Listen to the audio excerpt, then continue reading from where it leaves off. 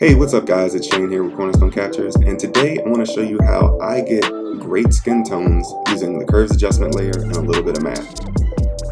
So to start, let's just open up a curves adjustment layer in Photoshop. Here we are. And what you're going to do is you're going to hit I for the eyedropper tool, and you're going to see a little eyedropper like such, right? And you know that this is a very easy way to pick your colors, but did you know that you can actually pull information by using the eyedropper tool?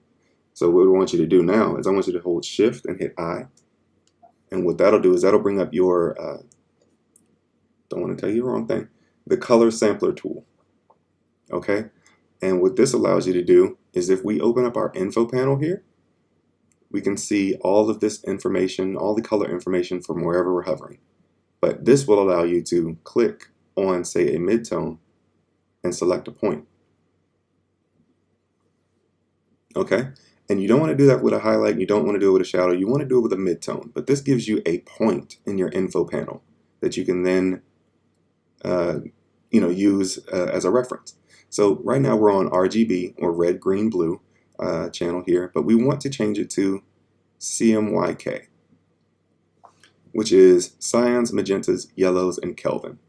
A simple rule that I like to follow for my skin tone color correction is I just have a cyan set, doesn't matter what it is, it's going to change a little bit here and there, but I want to have my starting point be what it is, and then I'm going to double it, so say 15. For my magentas, I want it to be 30, and then for my yellows, I want that to be 1.25 times whatever my magenta value is.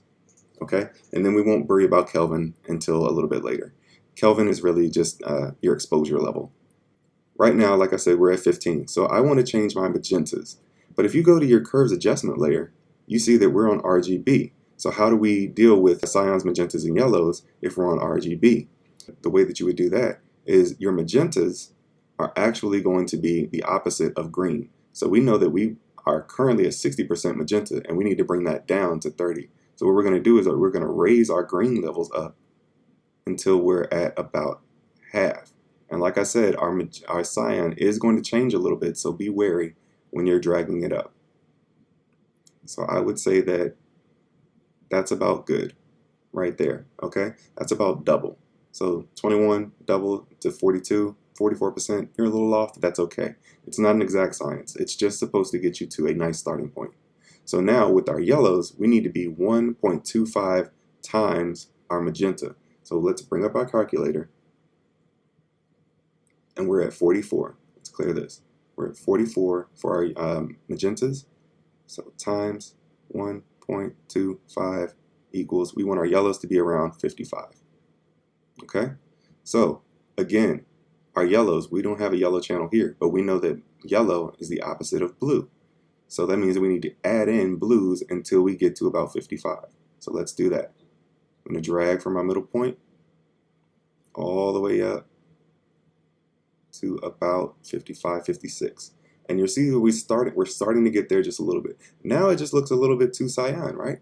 So now we can go to our red channel and we can add some reds back in until we get to a good point. And that right there should do it. I mean, from here, you're really just tweaking the taste. But yeah, once we add in those reds and we get that to about right there, I'd say that that looks really, really good. For me, like this is my style. I don't mind some reds in my highlights and shadows. But yeah, like I said, you can just tweak it just ever so slightly. If we wanted to take away some more magentas after adding in some of that red, we can add in some more greens, and then we can play with our blues just a little bit to warm it up. Give it just a tad bit of warmth. And there we go. I think this looks a lot better than our starting point. This is what I do for the majority of my headshots. So this is our before, and this is our after. Just using a color sampler tool and the information and a little bit of math, we can get to a good point with skin tones. Of course, there's more editing to do here, but I'm just going to keep it there for today. So if you guys like this video, just let me know in the comments below. And if you want me to show you guys any other tips and tricks on skin tone and color correcting, let me know. Thanks guys for hanging out in the corner. I'm Cornerstone Captures, and I'll catch you next time. Peace.